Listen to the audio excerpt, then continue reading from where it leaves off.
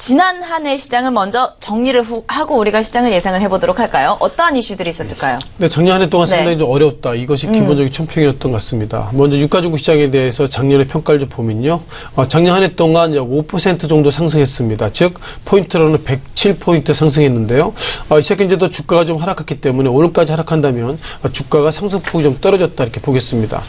다만 눈에 띄는 것들이 코스피가 이렇게 좀 나름대로 상승했는데요.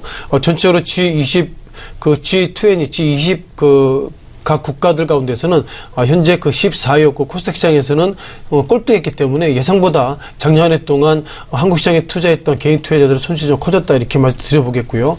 여전히 눈에 띄는 것들이 삼성전자입니다. 작년 한 해 동안 코스닥 시장 유가중국 시장을 넘어서 삼성전자가 약 50%의 급등을 좀 보이고 있고요. 그리고 SK하이닉스가 약 48% 상승을 좀 보이고 있어서 어떻게 보면 전체로 유가중국 시장은 급락했지만 삼성전자를 중심으로 한 이렇게 삼성전자, SK하이닉스 이런 종목들이 시장을 상승하고 있어서 데이터상으로는 빨간불이지만 액면으로 들어가 보면 손실이 커졌다 이렇게 말씀드리는 거 시청자 여러분께서 충분히 이해하실 것이라고 말씀드려보겠고요.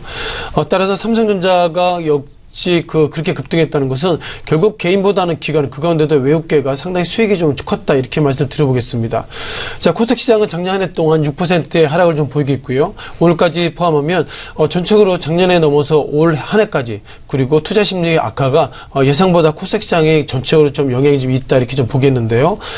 역시 셀트리온 그리고 카카오 이런 종목들이 좀 발굴의 노력을 했습니다만 전체적으로 수급의 의미를 보면 코스닥 시장 상승보다 하락한 종목들이 통계적으로 많았다 이렇게 말씀드리겠고요. 그렇다면 우리가 고민할 것이 그것입니다. 달러 환율이 9월 말 그리고 작년 12월 말 기준으로 보면 1205원대를 좀 지나고 있는데요.